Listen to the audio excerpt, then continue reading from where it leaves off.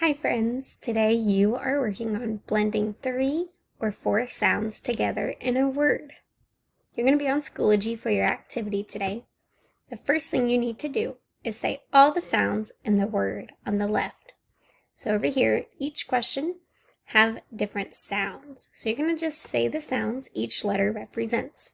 So if we do the first one right here, it says k, a, b. We blend them together, k, ab, k, rab, crab. I'm going to drag the picture of the word I just blended together, crab, and we're going to match it to the first choice. And you're going to do that for all of the pictures. When you're done, submit your activity, and that's it. Hope you have fun and good luck.